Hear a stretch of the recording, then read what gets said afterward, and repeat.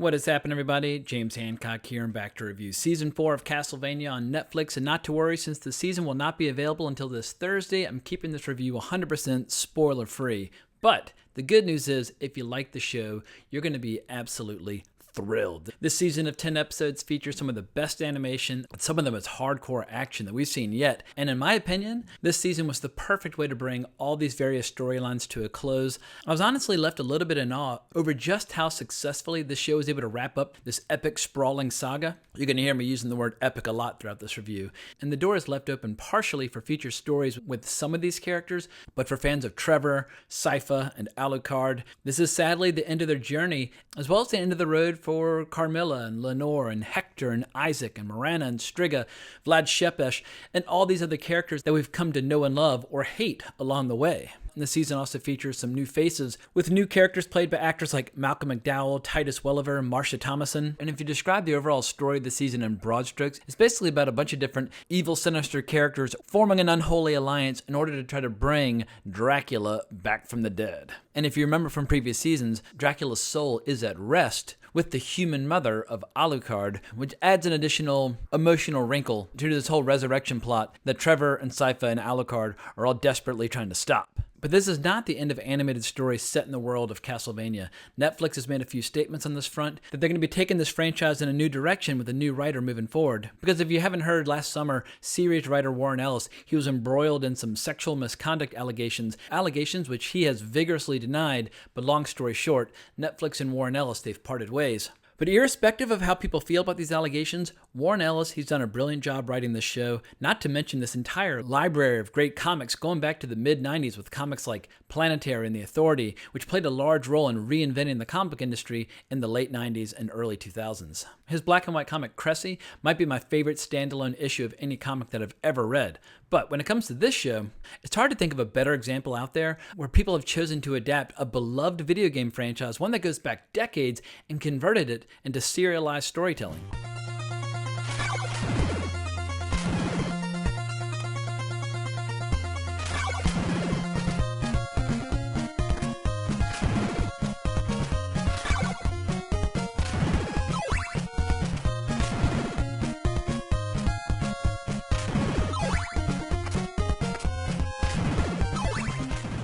The look, the sounds, tone, and overall flavor of the show, they're just perfect. We have so many familiar characters, weapons, locations, and music cues from the games, which enhance the overall series. And yet, the series feels totally self-contained, where anyone, whether they've played the games or not, they could sit down and watch it and have the time of their lives, as long as they're into generous quantities of horror and gore, mixed in with some incredibly stylish and exhilarating action sequences. I think you could easily make a case for this season being the best, at least when it comes to some of the battle sequences, where vampires and wizards and forge masters and night creatures and, of course, good old-fashioned regular humans throw down in glorious combat. Each battle scene is just overflowing with so much creativity, with these brilliant little special moves and techniques that I've never seen before. I was just constantly gasping with surprise at the ingenuity of these sequences, or just cracking up at how ridiculously graphic and horrific some of the little moments could be, with characters getting disemboweled in every manner imaginable before being eaten by the undead. There was only one moment where I was like, ooh, y'all might have crossed the line, but in a good way. And the best praise I can think of for this show is that every single episode made me want to stop the show and play a brand new game set in this world, something on the level of Symphony of the Night, which is my favorite game in the franchise, especially as I was watching Alucard whip out so many cool moves pulled straight from the game. Even just the little way that he dodges backward, I was like, oh my god, I've done that move a billion times. And Alucard, he definitely wins the Style Award for his poses and the way he moves, or the way his sword is animated, just like some of the animated swords from Symphony of the Night. And he just looks so ridiculously badass when he's flying around, taking on the toughest villains in the show. He very nearly steals the show entirely with some of his epic moments, but to be fair, no matter which characters you're a fan of, they all have their moments to shine, especially the villains, an area where this show has always excelled. I think Carmilla is an absolutely fascinating villain. She looks great, she's absolutely lethal. And I must have paused this season well over 100 times as I was furiously scribbling down notes just so I could remember all these insanely cool little details that make this show so special, from the fluidity of the animation to the awe-inspiring conclusions to several major storylines. But for me, best of all, is watching the three central characters, Trevor, Sypha, and Alucard, standing side by side, because when they're in action, I love how they watch each other's backs and they fight as a team as opposed to individuals, kind of coordinating all their special moves together, and is what allows them to beat every manner of foul monstrosity imaginable as they face overwhelming odds again and again and again. And what's great is how these characters really have to struggle every step of the way. They don't just walk through their opponents. They might be total badasses in their own right, but they're always getting wounded, or they're out of breath and gasping for air, or they don't have any fight left in them. But then they always manage to rise to the occasion one episode after another, especially Trevor, who always seems to be at his best when the situation is at its most grim. Suffice to say, I had a blast every step of the way.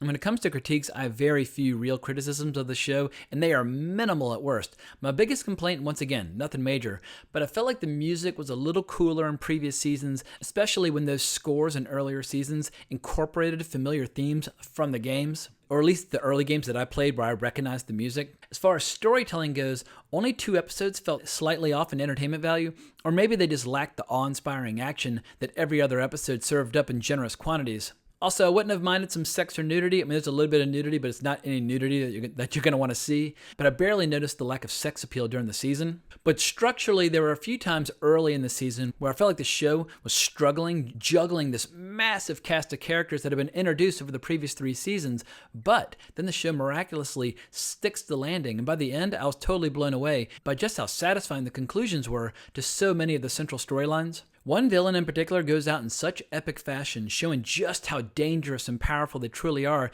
that I worry that the show might have peaked too soon. And you'll know exactly what I mean when you reach that episode, but I'll give you a hint. The character's a female vampire and wants to take over the world. And I think this is going to be the episode that's most talked about in the days after the show's release.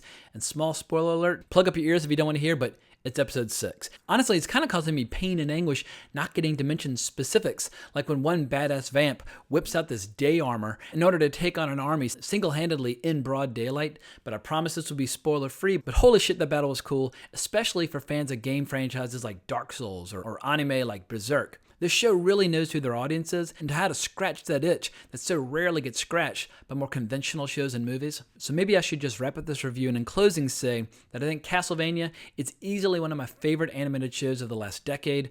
And it's the best example I'm aware of when it comes to sustaining a decades-old gaming franchise and making it live and breathe again for future generations. And it might be time for me to dust off the classic games one more time. Castlevania 1, 2, and 3 are all-time classics, while Super Castlevania and Symphony of the Night, they are genuinely ageless, and I feel like they can be played by people of any generation. But that's all I got to say about this particular show for now. Hope you enjoyed my rant or review. I feel like I've just been vomiting praise on this show, but it's well-deserved. I love animation, and this show just absolutely delivered. But if you want to talk more about games or animation or whatever, hunt me down on Twitter at GeekinOut. Please remember to like the video, subscribe to the channel, hit that notification bell. I would greatly appreciate it. It's very helpful to the channel. But hope everyone enjoys the show. But more importantly, as always, onwards and upwards.